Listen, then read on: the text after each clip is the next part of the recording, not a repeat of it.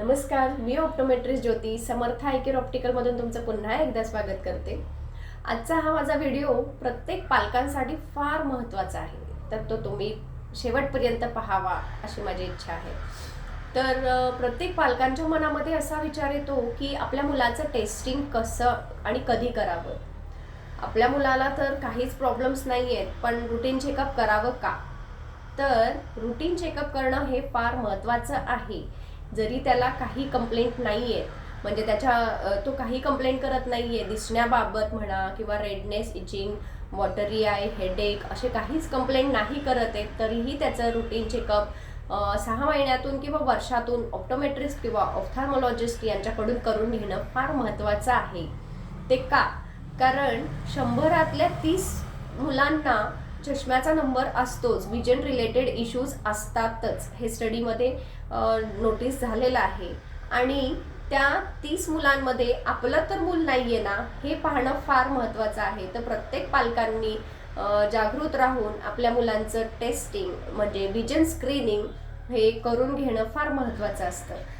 जर बाकी काही पॅरेंट्स जे आहेत की थोडंसं घाबरतात की आपल्या मुलांना कंप्लेंट्स काहीच नाहीये, उगाच आपण त्यांना ऑप्थॅल्मॉलॉजिस्टकडे किंवा ऑप्टोमेट्रिस्टकडे घेऊन गेलो की ते काहीतरी नंबर देतील आणि ह्याला चष्मा लागेल आणि त्याला तो वापरावा लागेल, असं त्यांच्या मनात भीती असते। चष्मा म्हणजे त्यांना टेन्शन येतं, भीती वाटते चष्म्याची। तर तसं घाबरून किंवा टेन्शन घेऊन चालायचं नाही।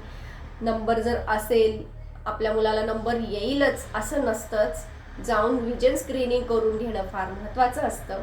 जर आलाच नंबर तर आपण त्याला, आपल्याकडे भरपूर वेळ असतो, कारण आपली मुले लहान, म्हणूनच म्हणते लहान वयामध्ये जितक्या लवकर तुम्ही टेस्टिंग कराल तेवढा आपल्या हातामध्ये वेळ असतो की आपण आपल्या मुलांचा विजन जे आहे, नजर जी आहे ती कशी सुधारू शकू, त्याचा चष्मा कसा कमी करू शकू, किंवा काही मुलांमध्ये नंबर असल्यामुळे तिरळेपणा जाणवतो, तिरळेपणा कसा कमी करू, किंवा एम्ब्लॉयपिया म्हणजे लेझी आय, आळशी डोळा असेल तर त्याला कसा ॲक्टिव्ह करू, हे सगळे गोष्टी ज्या आहेत ते कमी वयामध्ये डायग्नोज झाल्या की आपल्याकडे भरपूर वेळ असतो। म्हणजे एकदा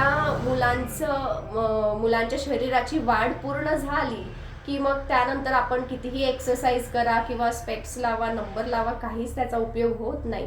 त्यामुळे मला तर असे वाटतं, जेव्हा मुलं स्कूलमध्ये जातात तेव्हाच त्यांचं टेस्टिंग करून घेणं फार महत्त्वाचं असतं। म्हणजे फर्स्ट स्टँडर्ड, सेकंड स्टँडर्डच्या मुलांचं आय टेस्टिंग रुटीनली व्हायला हवं, त्याला कंप्लेंट असो किंवा नसो। आता जर नंबर असेल तर आपण काय करू शकतो, त्याला चष्मा देऊन तो चष्मा त्याने यूज केला की तो नंबर कमी होण्याचेही चान्सेस असतात। जर त्याचा डोळा आळशी असेल तर त्याला आपण पॅचिंग देऊ शकतो। म्हणजे समजा माझा उजवा डोळा छान आहे आणि डावा डोळा आळशी आहे, तर डाव्या डोळ्यासाठी मी पॅचिंग ही एक्सरसाइज घेऊ शकते। म्हणजे जो चांगला डोळा आहे त्याला झाकून जो वीक आय आहे, म्हणजे कमजोर डोळा आहे, त्याने बघायचा प्रयत्न करू शकतो। हे एक्सरसाइजेस वयाच्या 18 ते 20 वर्षाच्या आतमध्येच केलं तर त्याचा इफेक्ट होतो, नाहीतर एकदा का 20 क्रॉस केलं की त्याचा काही उपयोग होत नाही पॅचिंग एक्सरसाइजेसचा। कारण बॉडीची ग्रोथ, आईबॉलची ग्रोथ पूर्ण झालेलीच असते, त्यामुळे तेव्हा त्याचा काही उपयोग होत नाही। कितीही तुम्ही स्पेक्स लावा, कॉन्टॅक्ट लेन्स, सर्जरी, काही करा, तुमची नजर सुधारत नाही। आळशी डोळा म्हणजे काय असतं थोडक्यात सांगते। आळशी डोळा म्हणजे सगळा डोळा नॉर्मल असतो पण तो काम करत नाही। जसं की आपण राईट हँडने लिहितो, लेफ्ट हँडने लिहायला अवघड जातं, प्रॉपर येत नाही, तसंच पण डावा हात जो आहे तो नॉर्मलच आहे पण लिहित नाही, आपण राईट हँड जास्त यूज करतो। त्याच पद्धतीने काही मुलांमध्ये एम्ब्लॉयपिया सुद्धा असू शकतो आणि तो जितक्या लहान वयात डायग्नोस होतो तेवढ्या लवकर आपण त्याच्यावरती एक्सरसाइजेस देऊन त्याला ॲक्टिव्ह करू शकतो, त्याची नजर इम्प्रूव्ह करू शकतो भविष्यामध्ये।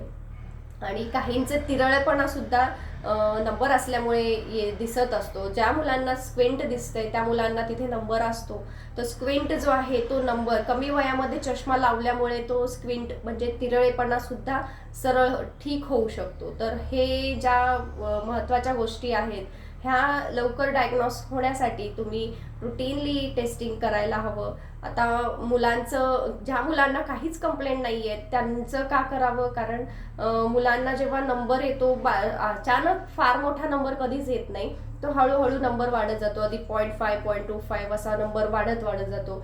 तर त्या जेवढ्या लवकर तुम्ही निदान कराल तेवढ्या लवकर त्याचा चष्मा लावून किंवा आय टॅमिन म्हणजे डोळ्यांसाठी जे विटॅमिन्स गरजेचे आहेत ते त्यांना सप्लिमेंट देऊन सिरप देऊन त्यांचा डोळ्यांची पॉवर आपण वाढवू शकतो. नंबर असेल तर चष्मा लावून तो नंबर कमी करण्याचा प्रयत्न करू शकतो.